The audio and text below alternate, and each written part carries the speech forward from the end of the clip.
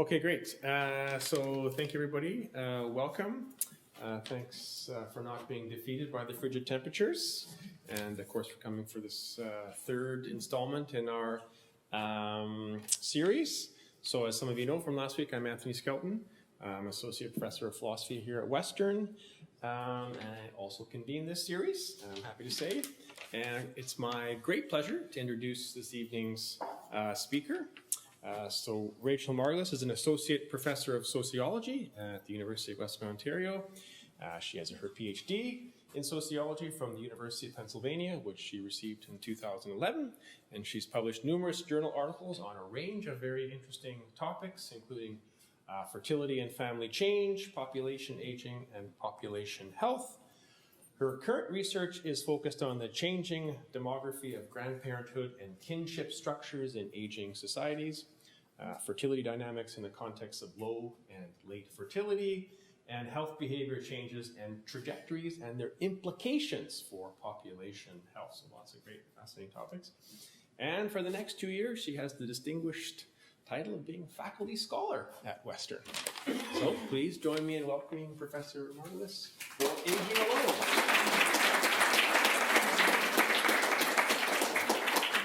Thank you everyone for coming out tonight. I would like to start by introducing my perspective in this series. If you've been coming to the last few talks, you'll notice that all the talks except for me are philosophers. And I'm coming to this topic of well-being of older adults from a different perspective. I'm a demographer and a sociologist. Demographers study how populations change and why, and sociologists study structural inequality, the causes and consequences of social inequality. So that's where I'm coming from with this talk. And I'm going to talk about three broad things tonight. First, I'm going to give you some demographic context. We're going to talk about our aging world, and I'm going to try and convince you that kin are especially important social relationships, especially for older people. I'm going to talk about why the kin that are available to older people might be changing over time across different kinds of contexts. Then I'm going to provide some results from my broad program of research on 3 different countries. First from the United States, second on Canada, and third on China. And then I'm going to talk about future trends in family networks around the world and why it's really important to think about changing families when we're thinking about social policies for older people, loneliness, our interactions with the healthcare system, and the ways in which we support each other as we age. So I'm going to start out by showing you a population pyramid. This is sort of the bread and butter of demographers. This population pyramid is for the world, all 7.5 billion people that live in the world. And here we can see the percentage of men and the percentage of women that are in each age group. Okay, so these bars represent the group of people who are 0 to 4, and as we go up, people get older. Now, of the 7.5 billion people in the world, 13% of the world today is comprised of older adults, 60 and above. Okay, so that's the context. And as the world goes through further fertility decline and further mortality decline, the population of older adults is going to increase. It's going to increase in terms of the proportion of global population as these bigger cohorts move into older ages and continue to survive. And it's also going to increase in terms of numbers. So this chart shows the number of older adults, and this is the population 50 years and above. And you can see that in 1975, there were 0.6 billion older adults. Today, there are 1.6 billion older adults in the world. And if we look forward to 2060, when I will be entering old age, there will be 3.3 billion older adults. So the world is aging. Okay, it's aging where more older people are going to be a greater proportion of our world, and we're also growing in numbers. So that's the demographic context. Next, I want to talk about how we measure the well-being of older adults. Since this whole series is about well-being, and last week we talked about a bunch of different definitions of measuring the well-being of children, and sociologists measure well-being a bit differently. So we talk about physical well-being, general overall well-being and economic well-being. And throughout these different research studies that we're doing, we're going to talk about different dimensions of these different aspects of well-being. So when we talk about physical well-being, we can talk about mortality and survival probabilities of different groups. We can talk about healthy life expectancy, how many years we live healthy and active lives. We can think about overall survey questions about health, like self-rated health, overall, how would you rate your health? And we can also measure disability, so the inability of someone to do the activities of daily living in their social space. Now, we can also measure general senses of well-being, and we generally measure these with survey questions on nationally representative surveys. And one question that we often ask people is about their life satisfaction overall, how satisfied are they with their lives? And we can also measure different aspects of loneliness and social support. Okay, so we're going to talk about all of these different measures today. And then we can think about economic well-being, such as what's the proportion of older adults who are in poverty, right? How much wealth do they have? And today, Canada has really low proportions of older adults in poverty, but lots of older adults that are right above the poverty line. Now I want to talk to you about why kin or family members are super important for older adults, okay? So family members are important for people of all ages, but especially for older adults and for all of these different aspects of well-being. So physical well-being, economic well-being, overall well-being. If we want to think about health, family members provide lots of important services for people. So for example, spouses and children provide the overwhelmingly majority of care for disabled older adults, okay? Almost all of that care is done by close family members.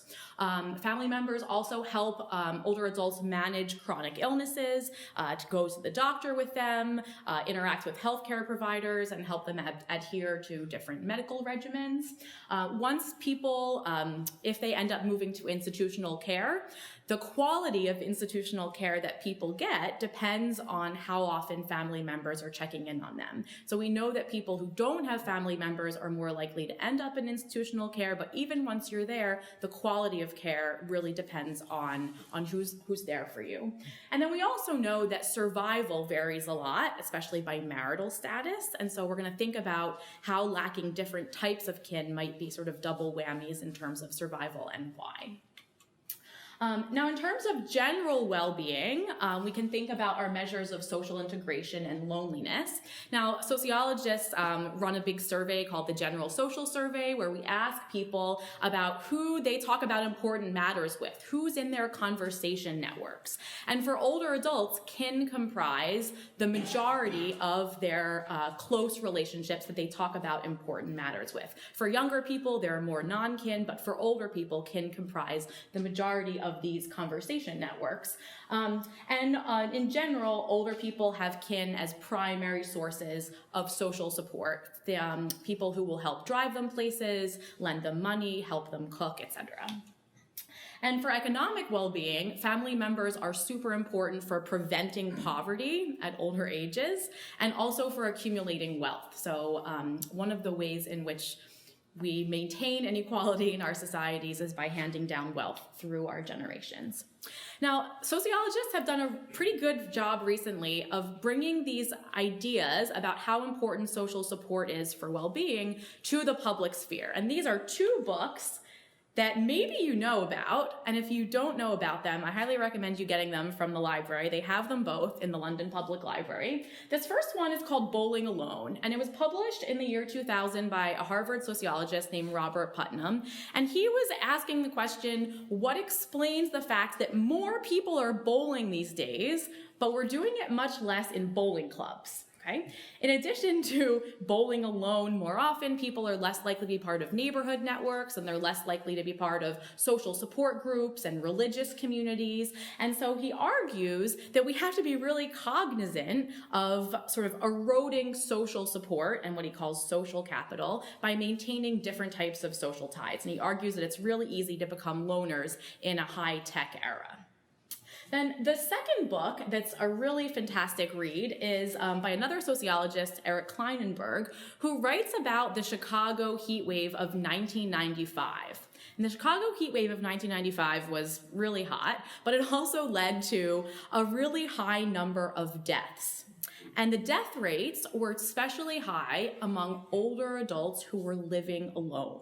Okay, and so this raised a whole bunch of social concerns about not just living alone, but also older adults who don't have family members around who could connect with them. So these issues are broadly important and pretty well recognized. There's been a lot of public interest in terms of government and policy recently about loneliness and social isolation. The UK recently appointed a minister for loneliness. In the New York Times, they're talking about Japanese people who are facing death alone for the first time.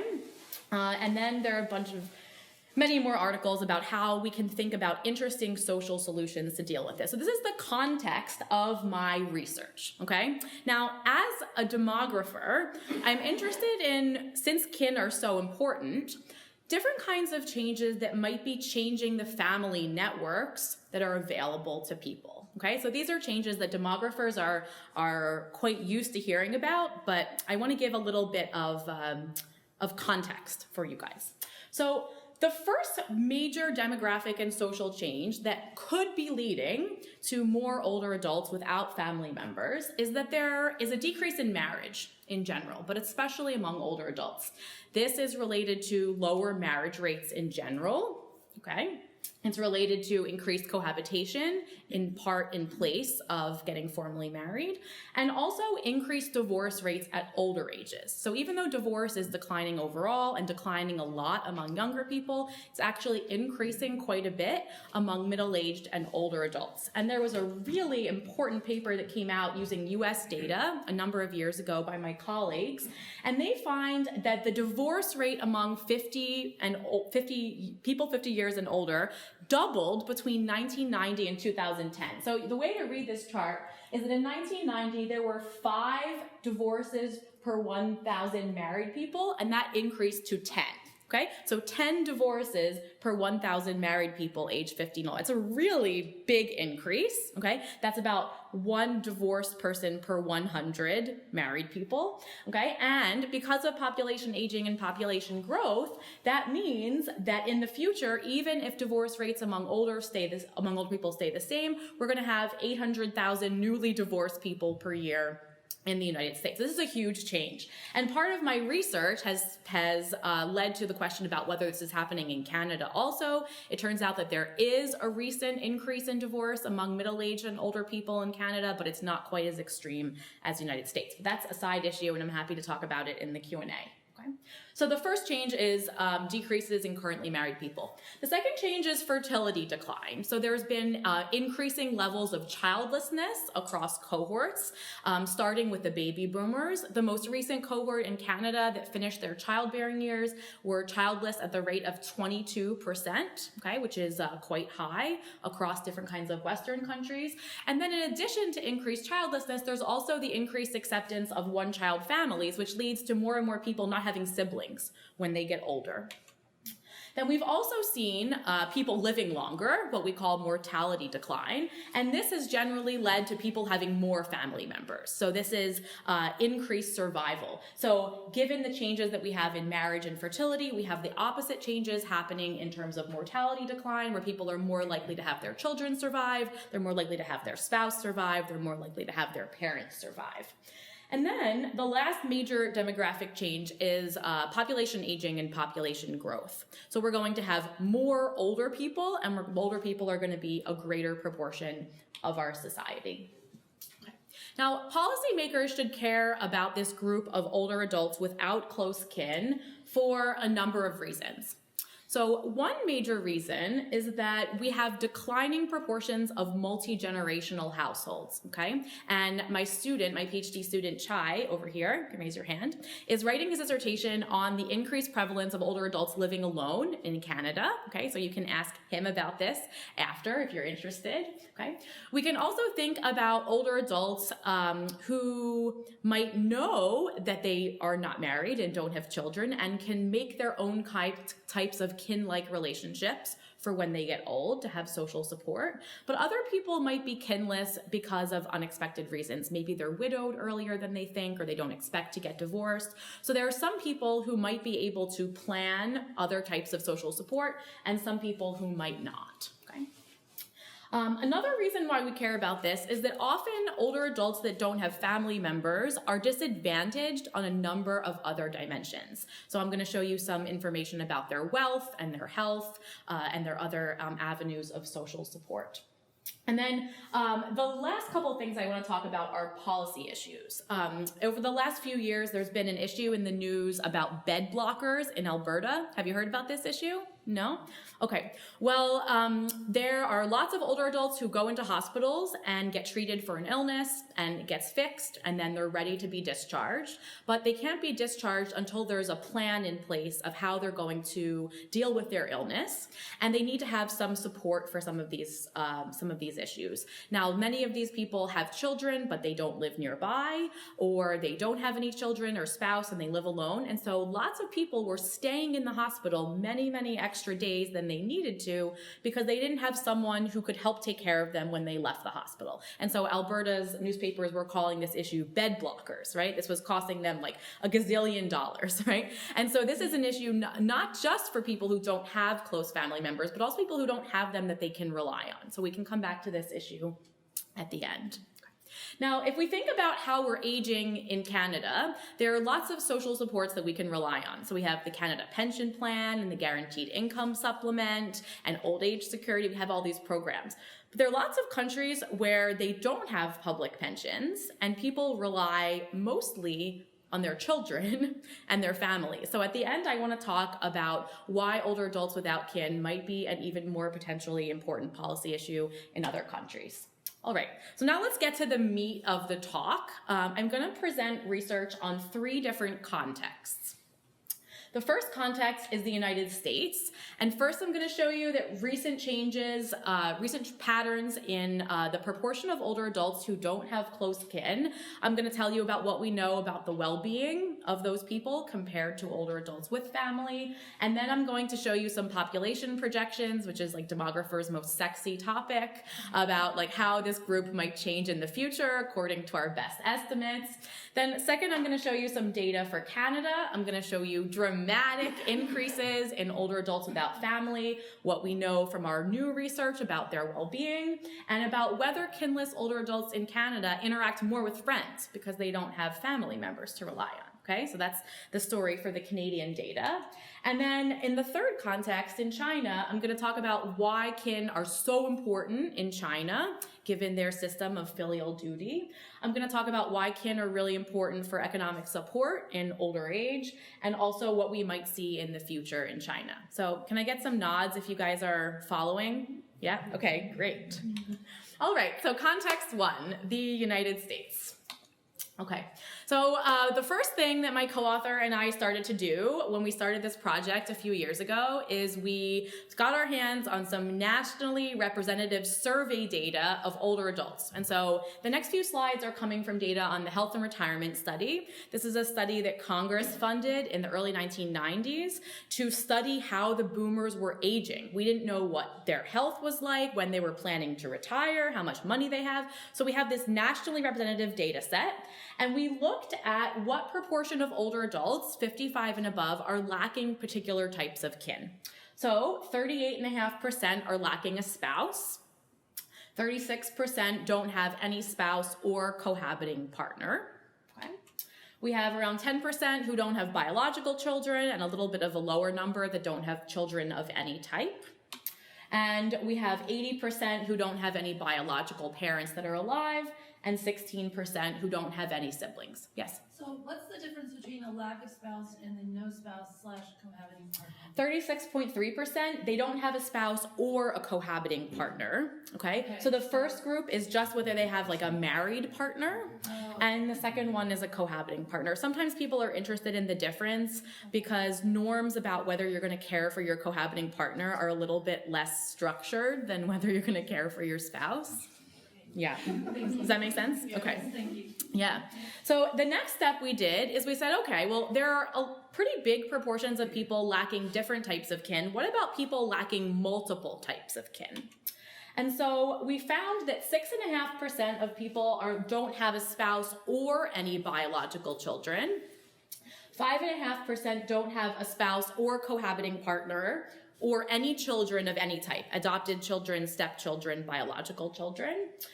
We have 4.5% who don't have any spouse or partner, any children, or any parents alive, and 1% who also don't have siblings, okay? So you can say to yourself, okay, is this big? Is this small, right? And you can decide for yourself, but these are non-substantial numbers and percentages when we're thinking about potentially disadvantaged populations.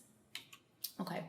The next thing we studied is, okay, well, are there changes across cohorts? Is this becoming more common? And there are really important changes across cohorts. So if we look at older adults in the United States who were born in the 1920s or before, we measure them when they're in their 70s, and around 8 and 9% of them don't have a spouse or children. Then we looked at the 1931 to 41 birth cohort, and levels of kinlessness are a bit lower. But then we started to look at the early baby boomers, okay? And the early baby boomers and then the late baby boomers have much higher rates of lacking a spouse and children. Do you know why this is? Because the baby boomers were the first cohort to divorce at high rates, right? And higher levels of childlessness. So the baby boomers are really like leading the way. And so this chart shows that even at younger, older age, more recent cohorts have higher levels of lacking these two particular types of kin, the types of kin that do almost all the work in caring for older people. Okay, yes? Following? Okay. Sounds good. Now, I could show you a table with 1,000 numbers, but I'm not going to. I'm going to summarize what we know about older adults who lack a spouse and biological children. We see that it's increasing across birth cohorts. It's more common among Black women in the United States and less common among Hispanics. These people are more likely to live alone. They have higher rates of being in poor health and higher rates of disability. And then in terms of education, we see different patterns for women and for men. So there's this term in family research that men who aren't married are like the bottom of the barrel, and women who aren't married are the creme de la creme, right? And this is sort of what we see in terms of kinless older adults, like low educated men and highly educated women. But among all of these groups, we see that they have pretty low levels of wealth. So this is a potentially disadvantaged population that we really need to pay attention to. Okay, now I don't think Sarah's here. Is she here, Shay? No. Okay, next I'm going to present a slide from a working paper with a postdoc of mine. And this is examining whether older adults without family actually have higher mortality.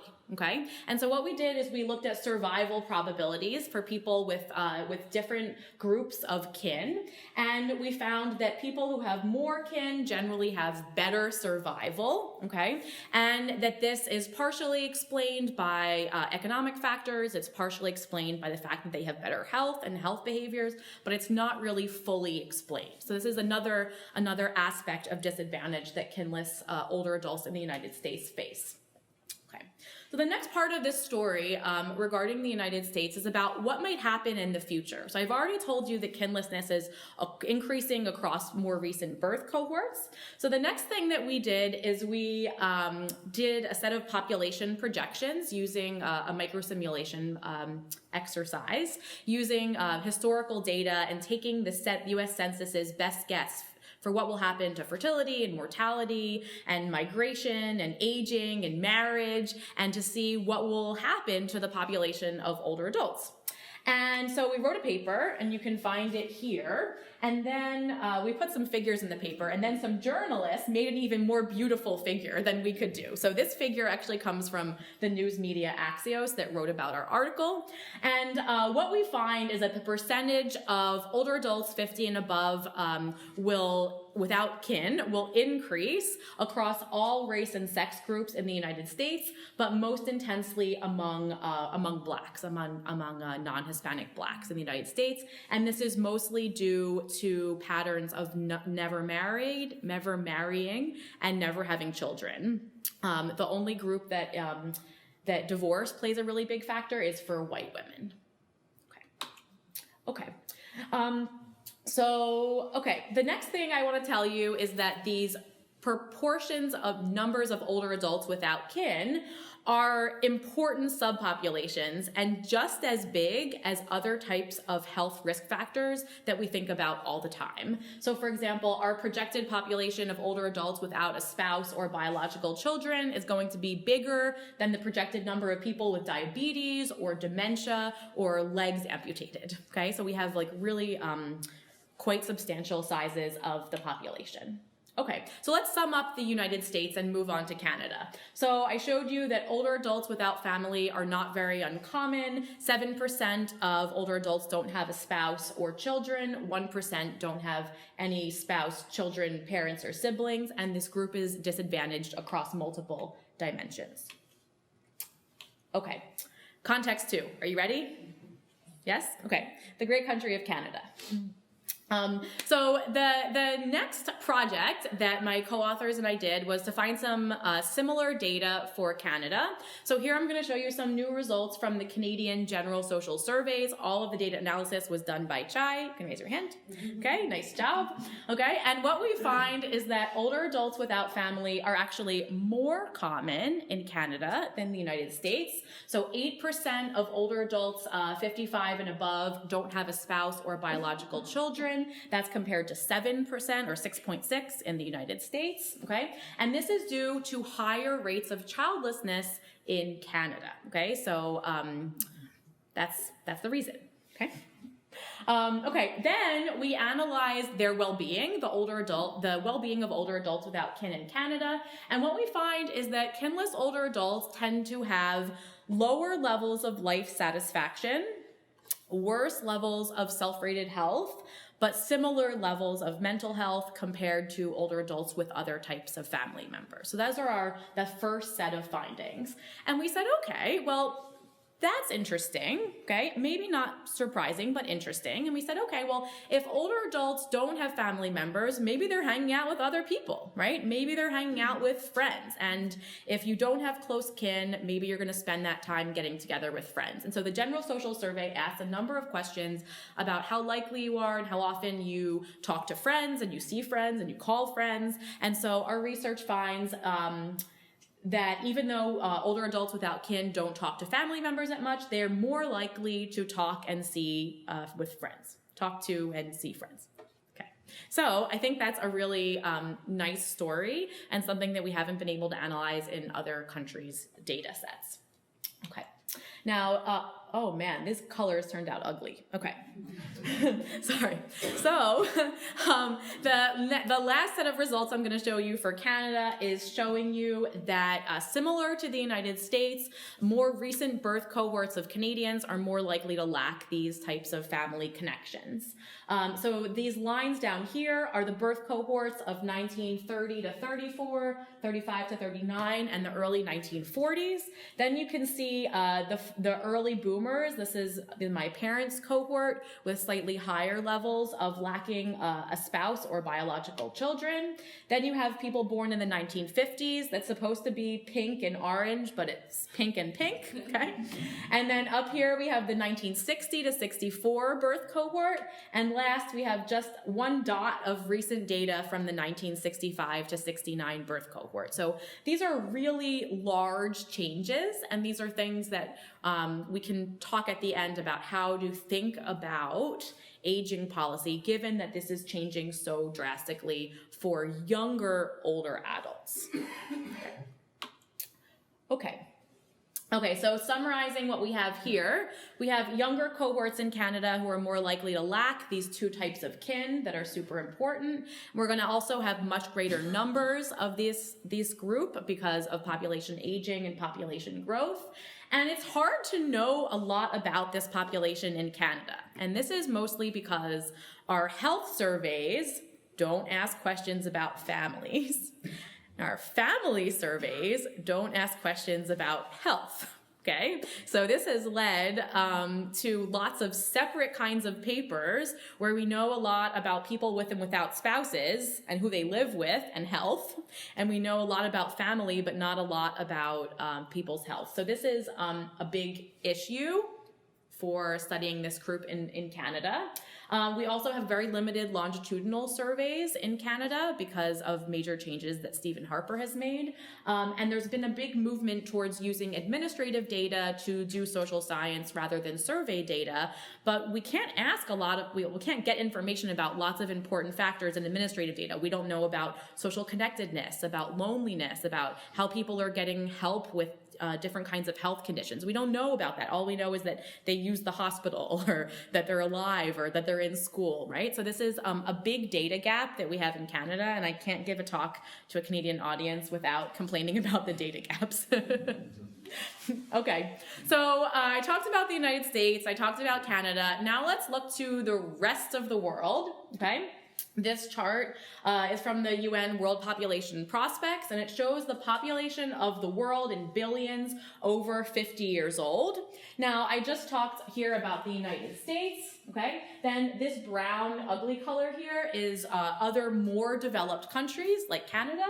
And then the red is less developed countries. And in this red, you'll see this huge group of pink, and that is China. Okay, China is the most populous country in the world, although it's about to be overtaken by India. Okay, and this is the context for the third piece of this talk.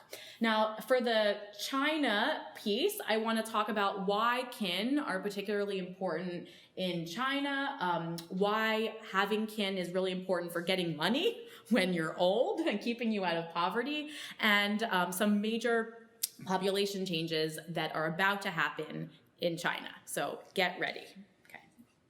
Okay, this is the best part of the talk. Okay.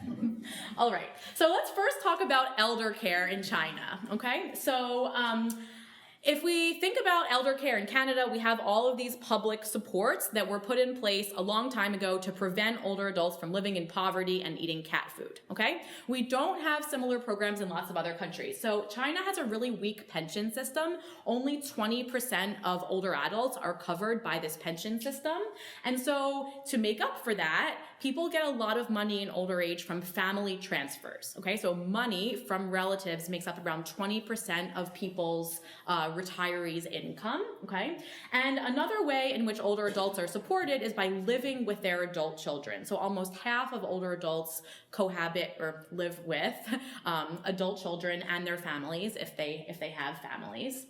Now, there's also a strong Confucian norm of filial duty, okay? And this has really interesting and important gender components. So according to this norm in China, the expectation is that sons will provide money for older adults, okay? And that daughters-in-law will provide instrumental support or help, okay? Help. Okay. Daughters are not, like blood daughters, are not really expected to provide any support. So this has led to a system where there's a strong son preference, okay, and also led to some other sort of funky demographics, which we can talk about in a second. But this is really important to keep in mind when we're thinking about what kin older adults have, because the expectations are so strong and so gendered, okay? Now, these norms are so enshrined in the culture of China that they're even enshrined in law. And so here is the law in China. It says the elderly shall be provided for mainly by their families. The supporters referred to here are the sons and daughters, the spouses of supporters, the spouses of children are also implicated in this duty, okay? And so this is the law, okay? You can actually get in trouble for not supporting your parents. That's how important this is. So you guys can tell your kids this when they're not doing what they're supposed to be doing, okay? Now, next I'm going to show you that population aging is happening super fast in China, okay? So this shows that in 1975, China's population was only 14% older adults. Today, it's 28.4% older adults, much more than the world. And that in the future, older people 50 and above will make up, by 2060, almost half of the population. Okay, so this is really rapid population aging, like extremely fast population change. And to put this in perspective, of all the older people, 50 plus, in the whole world, a quarter of them are in China, okay, like right now. So China's a really big country. Okay. Sounds good. Now, it also has lots of very unique demographic features, okay? So fertility started declining in China in the 1960s with the later, longer, fewer program. The one-child policy was implemented in 1979. And today, China has a similar fertility rate to Canada. So the total fertility rate in China is around 1.5 births per woman. In Canada, it's 1.6 births per woman. This is quite similar. In urban areas, it's a bit lower. In rural areas, it's a bit higher. But this is a low fertility society. It's also a society where almost all women have at least one child. There are really low levels of childlessness, okay? And we can compare this to Japan, which has around 10 to 15% of women who are childless, and around 20% in Canada. And almost all of these births occur within marriage. So there's not a lot of baby mamas, okay, in China, okay? Almost all the births are within marriage. And the reason why this sort of marriage childlessness combo is really important is that there's an upcoming marriage squeeze because of higher than normal sex ratios at birth. So starting in the 1980s, when ultrasound technology became available, people started implementing their son preference by mostly abortion of female babies, which has led to more men than women.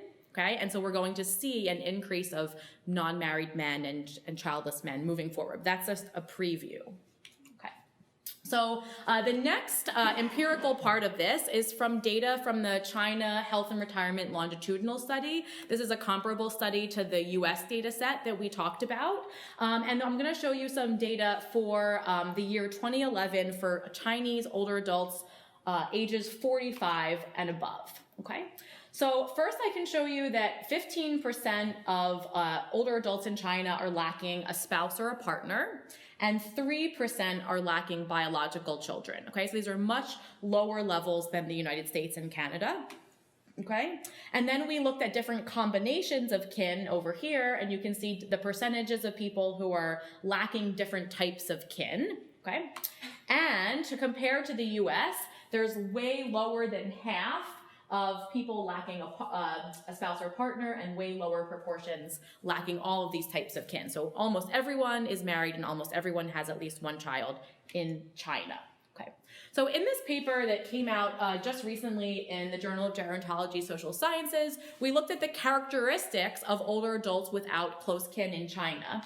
And even though it's only 1.3% of the 45 plus population, this group is really disadvantaged in China. So this is way more common among less educated people. They're poor, they're rural, they're never married, and they're in really poor health. Okay.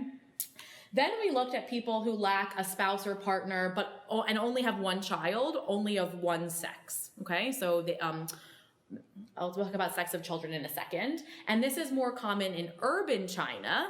Okay, and they're not quite as economically disadvantaged, but they're still in poor health and they have low levels of education.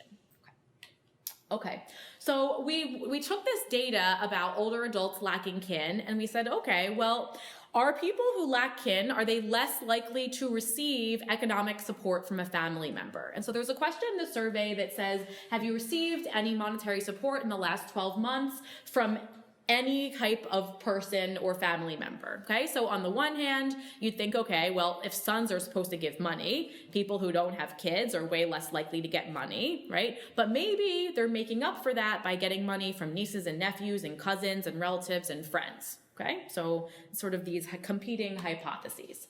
And what we find is that among people who, well, I guess I'll show you both of these at once, okay? People who don't have any kids are by far the least likely to receive an economic transfer. People with only one kid, whether it's a son or a daughter, are similarly not very likely to get economic transfers. And the people who are most likely to get them are people who have mixed-sex children. So older people who live in rural areas who really need quite a bit of economic support. Now, if you look along this chart here, you'll see that the differences between the same number of children, but whether you have a partner or not, is actually not that different. Like, partners really don't matter that much. It's more based on whether you have kids or not and the sex of those children. Okay, now we're going to look to the future in China. Okay, and I'm going to show you about how child availability is shifting over time. And these are according to our population projections moving forward in the future. So after this line here, this is projected data. And what we can see is that for men and for women, the proportion of them who have at least one son and one daughter is declining really rapidly because of the fact that almost everyone has only one child. Okay, even though now they have a new 2-child policy, set that aside. And that you can see that a really big proportion of older adults who have only sons, okay, that yellow group. And then this new group, this green group at the very top, it's really small for women, but it's getting a lot bigger for men. And these are men who have no children, this green group up here. And you can see how much it's increasing a lot in the near future, okay? And given that people with no kids are way less likely to get economic transfers and they're really disadvantaged, this is quite scary to see that this group is going to be so much bigger, okay?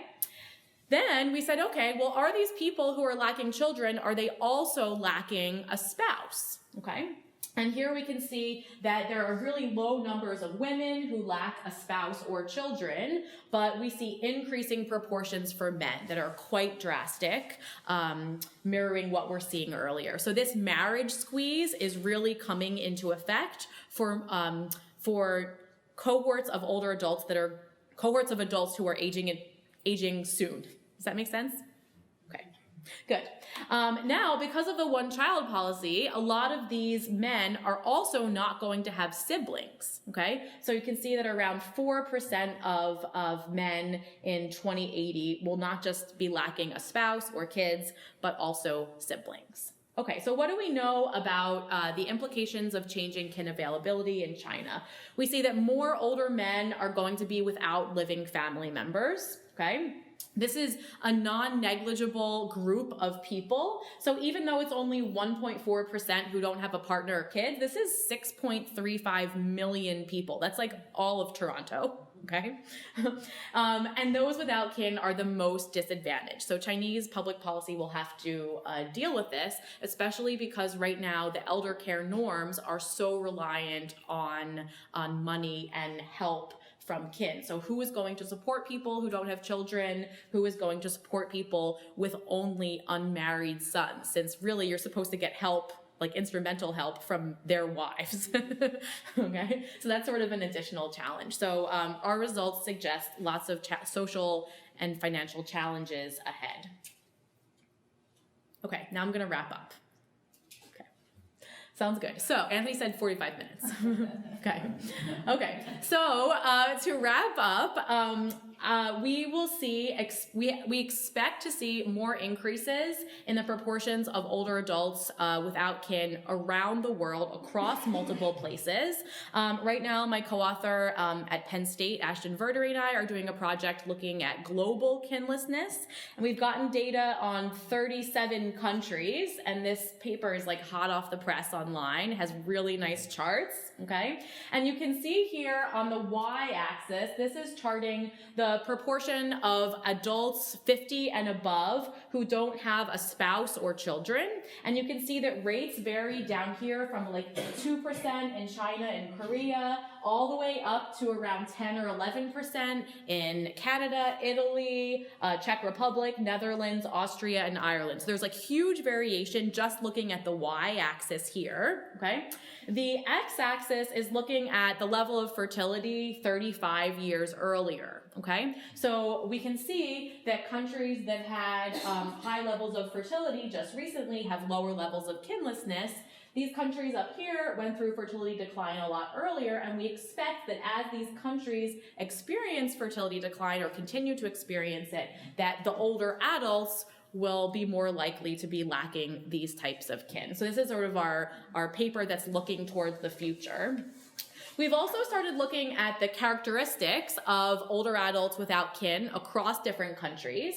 And one main finding is that older adults without spouses or kids are more likely than not to live alone in every single country that we've studied. Okay.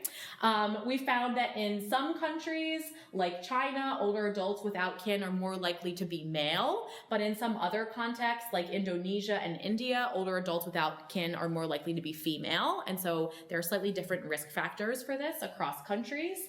In some countries, kinless older adults have low levels of education. And in some countries, they're more likely to be in poor health, but not all, okay? So what we're trying to do is to think about the different kinds of policies and different characteristics of older adults without kin and what their risk factors are, how they're dealing with the healthcare system, how they're aging, okay? Okay, so I want to finish with a set of sort of disclaimers and also things to think about for the future. So our focus is on whether people have those kin available, whether they have them alive. Not about whether you live close to them, whether you're emotionally close with them, whether you give each other transfers, whether you call each other, okay? But having kin is a precondition. It's like a necessary condition for having all of that important emotional stuff that actually makes people happy or unhappy, right? So this is sort of like a baseline, and then the quality of intergenerational relationships is sort of a separate issue, okay? The main policy thing to think about is that in the future, when we're thinking about how we're going to design policies for a population that's going to have many more older adults, we can't just assume that family members are going to be the ones taking care of disabled adults. We can't assume that. We can't assume that older adults are going to be checked in from time to time at the nursing home once they really need a lot of help, because lots of people don't have family members close by, and as I'm showing you here, many more people aren't going to even have them at all. So this is a space for us to be really creative and think about what kind of care we would want to have in the future, and really think about how we can do things better for older adults, okay? Canada can be one of the leaders in this society. So really we can be quite creative in how we create community, how we create kin-like relationships.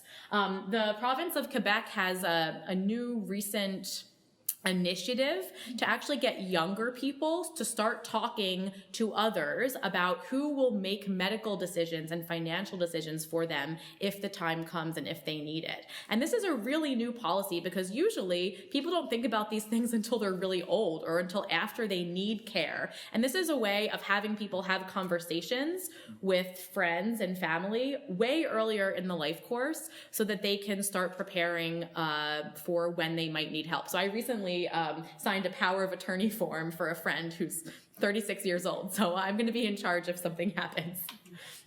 Okay, so my current research is looking at changing families around the world and how these changing family context matters for health and aging. We're looking at 71% of the global older population. We have data on 37 countries from 21 sources, and basically we have a really big proportion of the population of older adults. Okay, so I'm really excited about this project. And I'd like to thank my collaborators, Ashton Verdery at Penn State, Zhangju Zhou at Penn State, Sarah Patterson and Chai here at the University of Western Ontario, and all of our funding sources, CIHR, SHRC, and Penn State's Population Research Institute. So I'm happy to take any questions you might have. Thank you.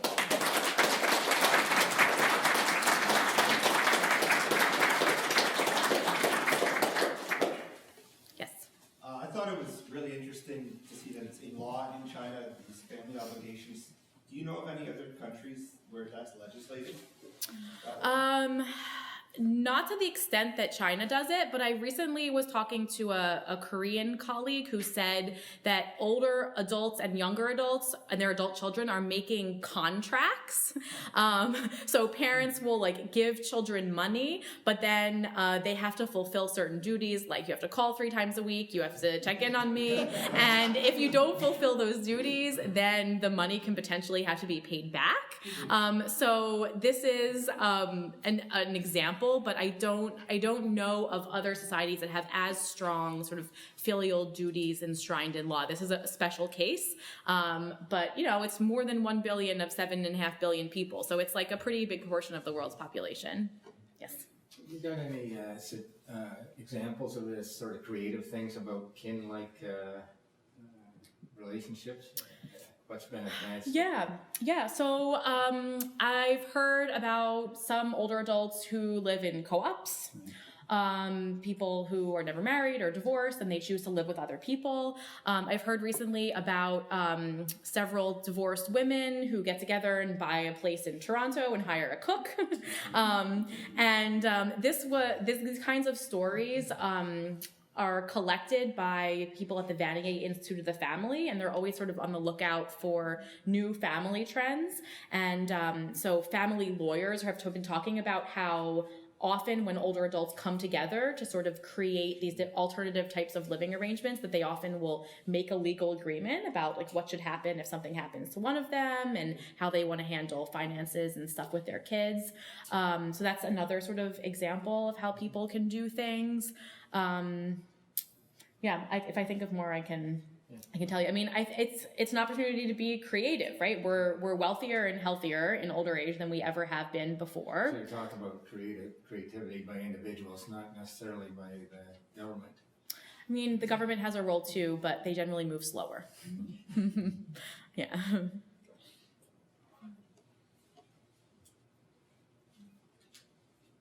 Other questions? I wrote down, when you were talking earlier, what about, it occurred to me, what about the nuns? Nuns tend to live really a long time. Do they? Going by the obituaries in the London Free Press. And they're unmarried. Right. They don't have kids. Mm-hmm. But they have a very tight social structure. Yeah. I'm talking about the nuns that live in a monastery. Yeah. So according to our theories, we would think that they would live a long time. They have a highly structured life. They have a lot of social support. They have a lot of sense of meaning. And even though they don't have kin, they have strong kin-like relationships. And they probably have pretty good health care. Probably. So I don't know of any studies that have looked at this, but I would believe your analysis of the obituaries, and I would think that's sort of one creative solution. I mean, women going to become nuns was historically one way in which women had opportunities outside of traditional marriage. It was a way for poor women to have a sense of livelihood. That's an interesting example. But as you pointed out, it's hitting like the social aspect, the social supports, and the meaning in your life, and so those of us who aren't nuns could learn a lot from that. I think so. Yeah. I'm wondering if you have examined any other factors that may have impacted kin from shifting away from older adults, such as thinking of employment or housing market conditions that may have prompted family members to move away from their parents, that may have kind of had an impact on their availability to provide support. Yeah, so my numbers were about whether you have them, not about where they are. There's a lot of other research about the geographic proximity of kin.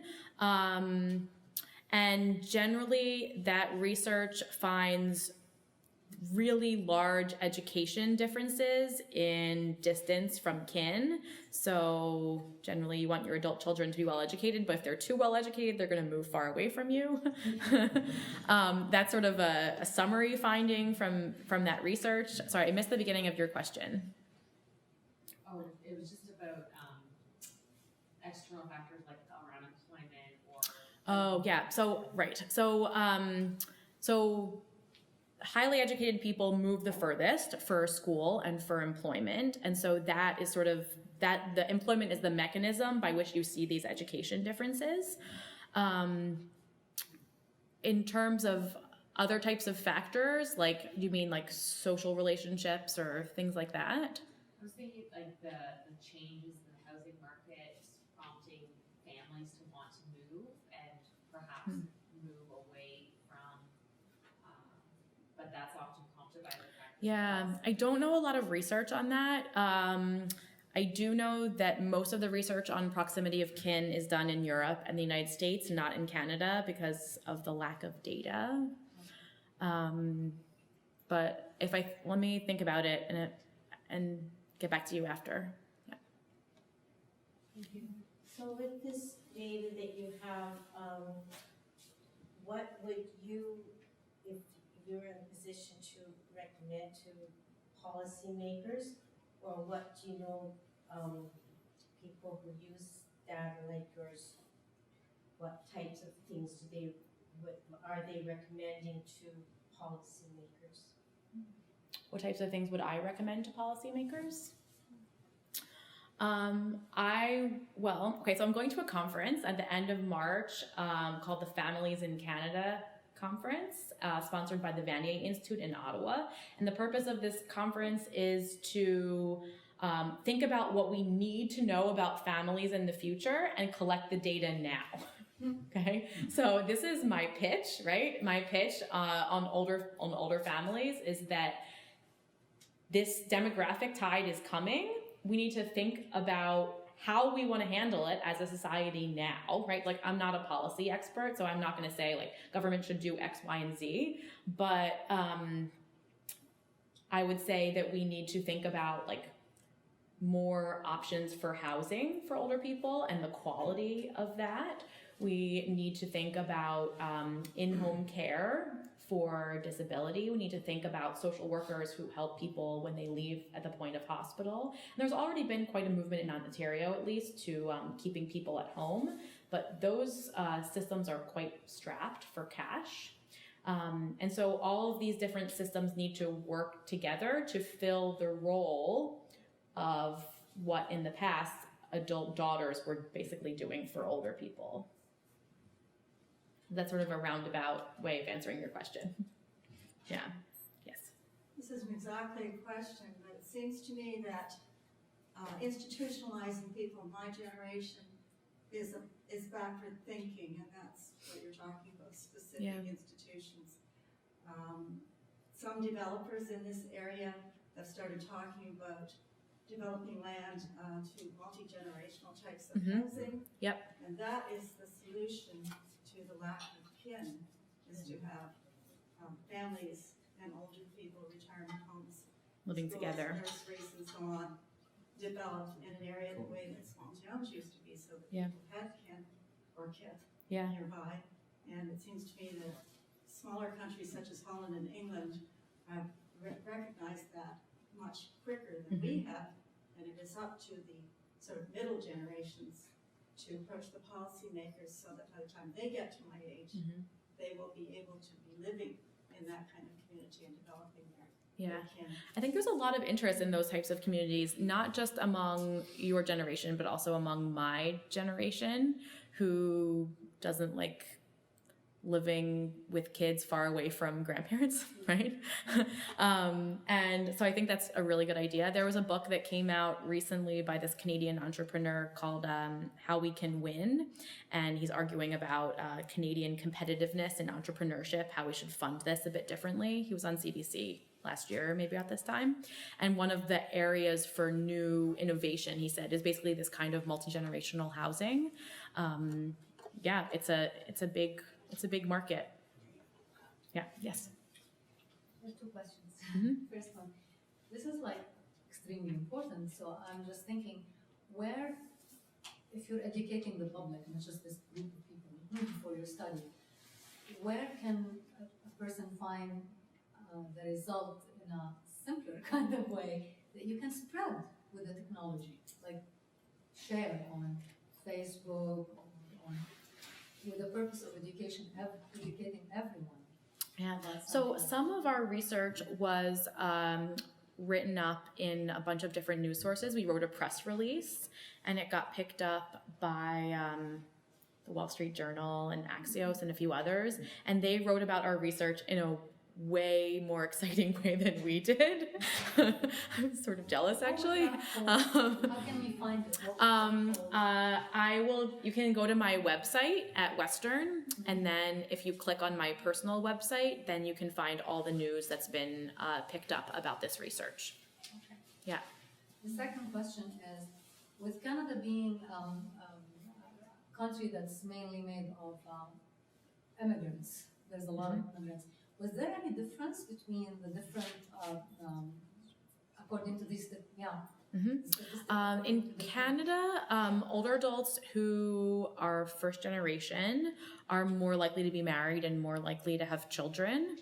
regardless of where they came from? We don't have data on where they came from. So this is another sort of thing about Canadian survey data. We don't have everything all together. So I don't know where they came from, but we do know that 23% of Canadians are foreign born, me included. So I know they have higher rates of marriage and higher rates of fertility, but second generation, I don't imagine there would be very big differences. Yeah. Yes. One thing that's worth pointing out, just incidentally, is you're talking about China and the one-child policy, and you were talking about in 2050, it's going to be 50%. Mm-hmm. 2050, 30 years from now, yeah, and soon. you're talking about 50-year-olds. So right now, these same people are 20. Yeah. And you've got 50 million men that are never going to get married. Mm-hmm. That's kind of a recipe for disaster in some ways. Yeah. So this is a topic that people are debating, and there are people who have been really scared about this and say, oh, this is going to lead to crime and HIV and all sorts of things. And generally it hasn't. But I'm not an expert on this topic. I don't know how much I want to say about it, at least not on camera. Not like you can say, but it's yeah. It's young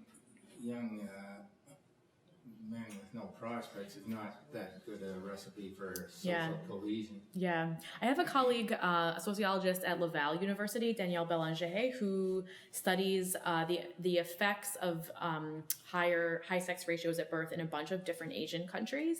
And one of the things that she studies is marriage migration. Okay, so a man in Korea can't find a wife. He's generally low education. He brings a wife from Vietnam. A man in Vietnam can't find a wife. He brings a wife from Laos. And so there's sort of like some marriage. I don't know exactly about the numbers about this, but this is sort of one of the offsetting factors and the way that people adapt to changing demography. Mm-hmm. Yeah. I don't think it's so doomsday, but we'll have to see. Yes. Yeah, with respect to that, I think I read an article not long ago where they were talking about wife sharing. Particularly in rural areas, mm-hmm. so that brothers would share a single wife. Yeah. I've heard about this too. Yes, exactly. I don't want to comment on that either. Yeah, me neither. But so when you think a resource should become more value, it actually Yeah. The concept that if there are less women, they should have then more rights and be more valuable. Right. Turns on its head. I think there's evidence of both things happening in East Asia for sure. It plays out differently in different scenarios. Yeah, and China's not the only country that has this problem, because India has this problem as well. In some regions. For the same reasons. In some regions, yeah. Dowries. South Korea, Vietnam for sure. Yep. Yeah. The effects of demography. Yeah. No, it's the effects of a prerequisite for a certain type of offspring to produce something. Yep. Whether it's lack of having to make a dowry or whether it's a need for a pension. Right. All different reasons for son preference. Yeah.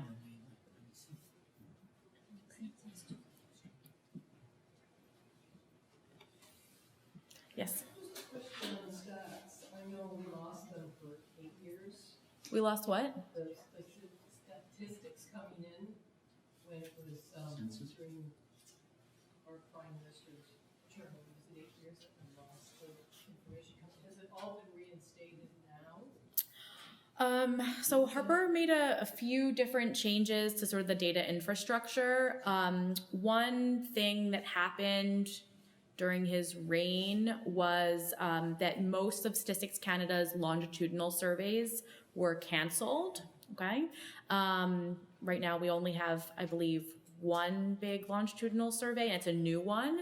So we lost a lot of information from that decision. Basically, we're unable to study how things are evolving in people's lives over time. So for example, the National Population Health Survey, which was a longitudinal survey, was canceled, and now we rely on a repeated cross-sectional survey, which interviews new people every year, the Canadian Community Health Survey, which is maybe better, but it's different people, okay? So that's one thing.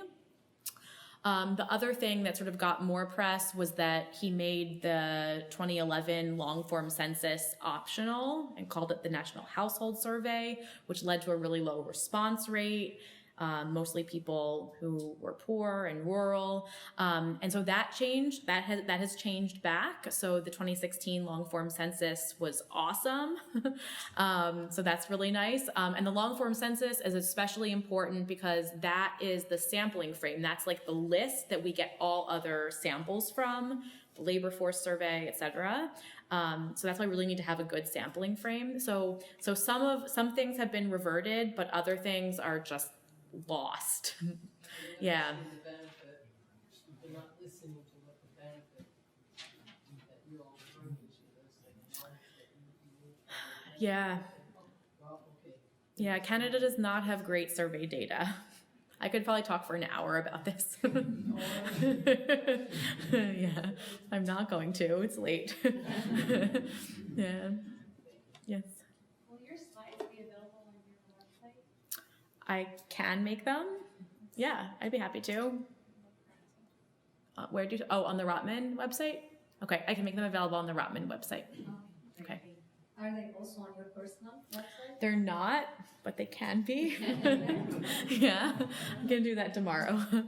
Yes. I may have missed it, but is there an implication with regards to people having children later in life influenced in your... Okay, that's a complicated question. So age at first birth is increasing. Age at first birth in Canada is now around 30. So what that leads to is like longer generation lengths. So it means that, you know, when you potentially have grandchildren, you're having them later. We're in better health than we used to be, but these things sort of cancel each other out. So it has some implication for intergenerational relationships. I've written about this a little bit in sort of the demography of grandparenthood, and that's what's one implication. People having kids later.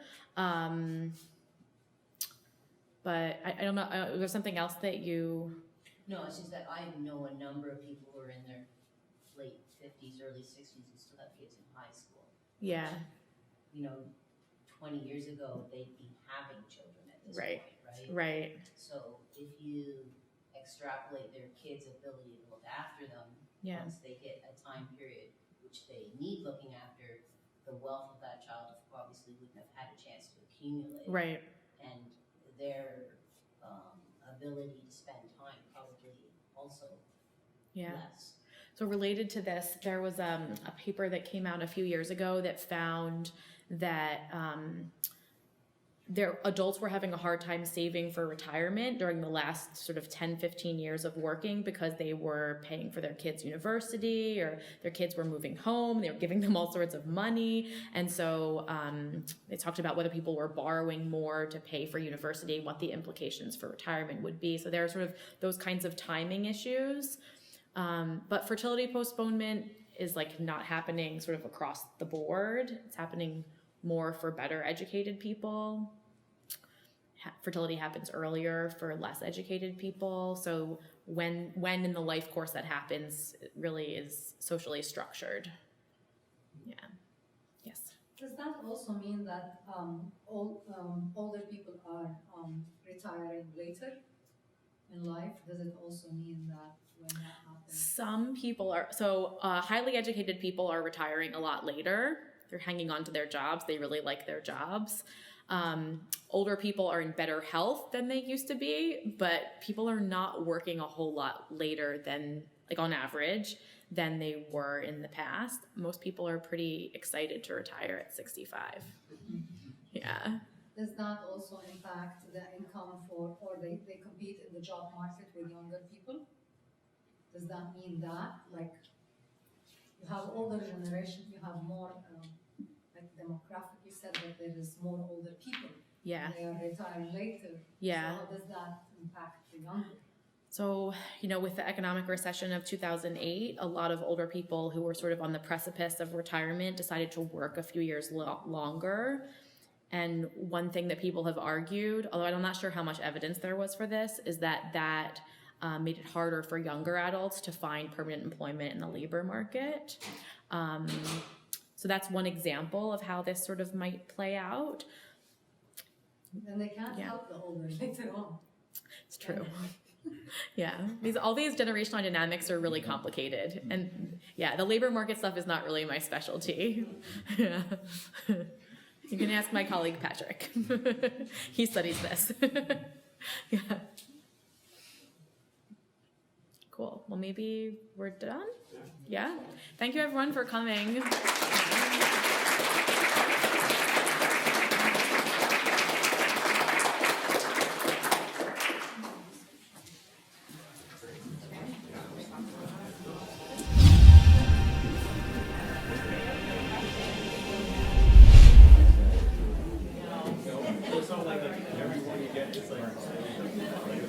Decreases the likelihood that yeah, is that it? Okay. So it's not like if you have 4, you're much less likely to be lonely. Like these are the thresholds, so obviously one